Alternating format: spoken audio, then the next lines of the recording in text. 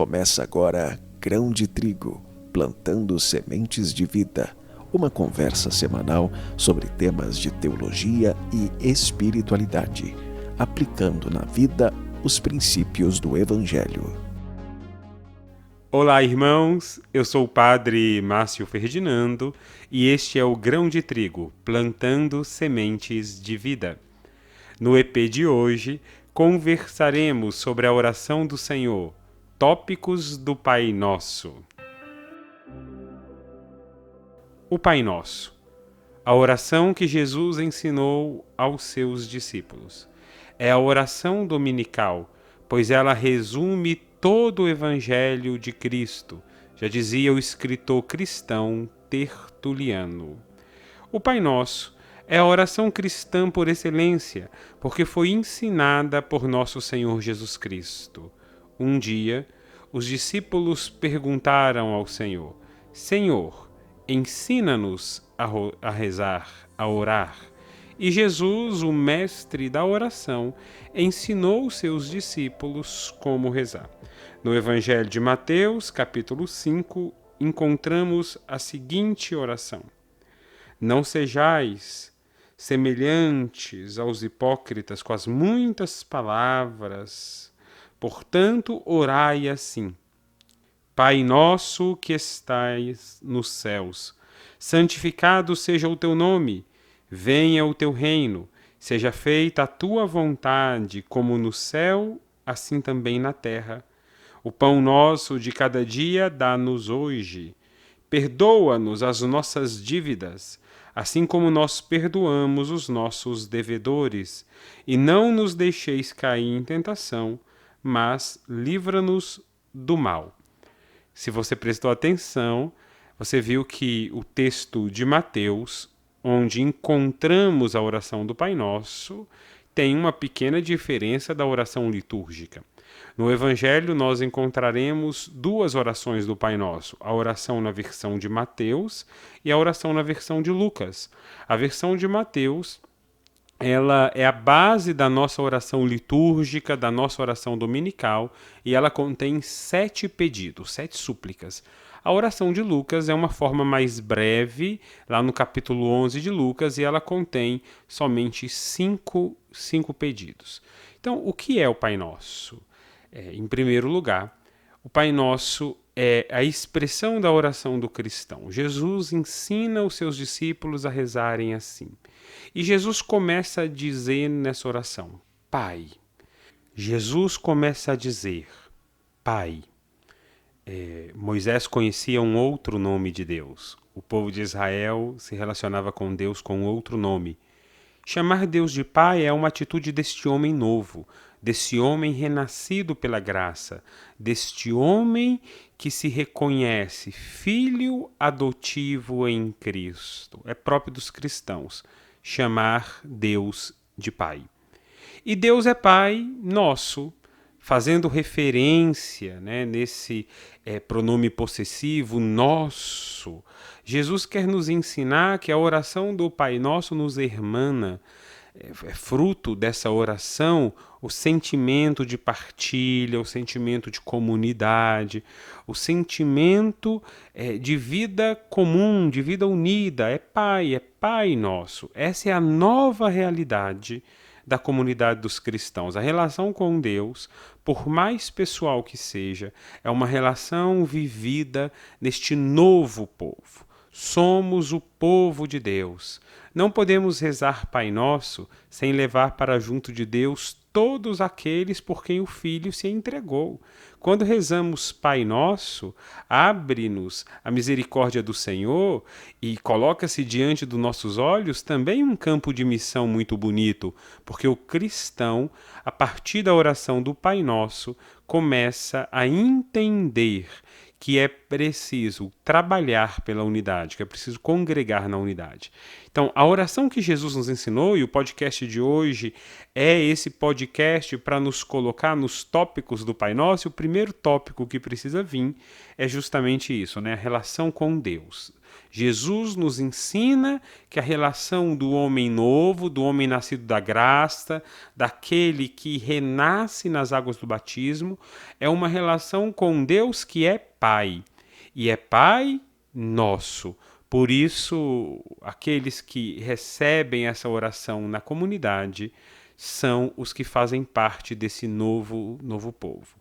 Pai nosso, que estais no céu. O céu aqui, de maneira nenhuma, significa a ideia de um distanciamento, a ideia de Deus que está longe, que Deus que está distante. A ideia de céu aqui é a ideia da santidade. Deus que está no céu é o Deus Santo, Deus 3 vezes santo. O céu, portanto, não é simplesmente uma localização geográfica como se Deus estivesse lá longe, porque o cristão sabe, Deus está perto do justo, daquele de coração humilde, daquele que tem um coração contrito. Então, o Pai nosso que estás no céu é o Deus 3 vezes santo, né? O Pai nosso que está no céu é aquele Deus que na sua vida íntima, e o céu é a expressão da Trindade, aquele Deus que na sua vida íntima nos convida para a pátria, nos convida para a eternidade, para a pátria verdadeira. O céu é a pátria verdadeira. Depois dessa introdução, o Pai Nosso nos abre 7 pedidos, né? Na versão aqui de Mateus, nos abre 7 pedidos. Os 3 primeiros pedidos numa relação para Deus, e os 4 últimos pedidos são súplicas naquela relação mais das nossas necessidades. Então passemos brevemente os pedidos do Pai Nosso para conhecer essa oração e rezar melhor. Santificado seja o vosso nome. O nome entre os semitas é algo que constitui o israelita. Aqui que constitui o indivíduo, né? O nome define a qualidade das pessoas, define o ser. Então aqui nós entramos na intimidade de Deus. O nome de Deus é o nome da divindade. Esse nome é o nome santo. Ao querer a santificação do nome de Deus, nós estamos proclamando a santidade de Deus. Santificar aqui não é dar nada, né? Nós não podemos dar nada que acrescente a Deus. Ao dizer santificado seja o vosso nome, nós não estamos querendo acrescentar algo em Deus, né? O santificado é o reconhecer a santidade deste nome. O santificar do Pai Nosso não é dar, acrescentar algo a Deus, mas é o reconhecer a santidade de Deus. E essa santidade de Deus que depende também da nossa vida, da nossa oração. O reconhecimento dessa santidade depende da nossa vida e da nossa oração. Quem não reza, não reconhece Deus Santo. Quem não reza, não reconhece a santidade de Deus. Venha a nós o vosso reino. O reino de Deus existe antes de nós. E Deus está próximo de nós, com a sua morte e ressurreição do seu Filho, com a morte e ressurreição de Cristo. Deus se faz próximo de nós, de maneira toda especial. Ele vem a nós na Eucaristia, ele vem a nós nos momentos concretos da nossa vida, porque Deus não abandona um Filho seu. Mas no Pai Nosso, o pedir venha o reino tem um significado escatológico. Nós estamos suplicando que o reino de Deus prometido aconteça já aqui e agora, pela nossa atuação, pela nossa conversão e de forma definitiva quando esse reino vier em poder nos fins dos tempos. Então, a oração apressa a vinda do Senhor, e no Pai Nosso nós pedimos todo dia: venha o vosso reino, aqui e agora nos corações convertidos e definitivamente no amanhã da vontade divina, quando Cristo voltar em sua glória. Seja feita a vossa vontade, assim na terra como no céu. A vontade do Pai é que todos os homens se salvem. Nós encontramos esse testemunho de Paulo na primeira carta a Timóteo, né? Capítulo 2. Ele que manifestou o seu mistério, desígnio de sua vontade, quer em Cristo realizar na plenitude dos tempos a sua obra. Nós encontramos esse testemunho de Paulo na carta aos Efésios. E Deus age com tanta paciência porque ele não quer que ninguém se perca, diz o apóstolo Pedro. A vontade de Deus, portanto, é salvar a humanidade. O seja feita a vossa vontade é a grande súplica que elevamos a Deus para que Deus salve, para que Deus redima, para que Deus reconcilie o mundo consigo. Porque só pela oração nós somos capazes de entrar nesse processo de conversão, de entrar no fazer a vontade de Deus. Porque a vontade de Deus ela é feita sempre no céu, né? No céu, os santos não colocam mais oposição a Deus. Então nós pedimos, seja feita a vossa vontade, assim na terra como no céu. Lá no céu ela é sempre feita, e aí nós suplicamos que a vontade de Deus comece a ser feita aqui. E a vontade de Deus é a nossa salvação. Então que os homens se convertam. Esses 3 primeiros pedidos nos colocam então diante do mistério de Deus. Depois, nós olhamos para a nossa realidade e Jesus nos ensina a pedir. Dai-nos hoje o pão de cada dia. O dai-nos é a expressão da confiança dos filhos que tudo esperam em Deus. O alimento que sustenta. É Deus que nos dá o pão de cada dia, que nos dá o pão de amanhã. Né, na expressão aqui de Lucas, Deus nos sustenta. Então precisamos sempre pedir que Deus nos dê o pão de cada dia e entrar na confiança da providência. Perdoai-nos as nossas ofensas, assim como nós perdoamos aos que nos têm ofendido. Que surpreendente esse pedido. Nós nos voltamos para Deus como filho pródigo, reconhecedores da nossa miséria, do nosso pecado. Declaramos as nossas fraquezas e confiamos na misericórdia. Isso é tremendo. É tremendo mergulhar no mar da misericórdia. Então o Pai Nosso aquebranta o nosso coração quando nos ensina que somos pecadores, que somos miseráveis e que precisamos de Deus, que Ele nos perdoe. E nos ensina também a perdoar o próximo, né? Assim como nós, é uma condicional. Nós pedimos que Deus nos perdoe, assim como nós perdoamos. Jesus disse, né? Com a mesma medida com que medirdes, sereis vós também medidos. Não nos deixeis cair em tentação.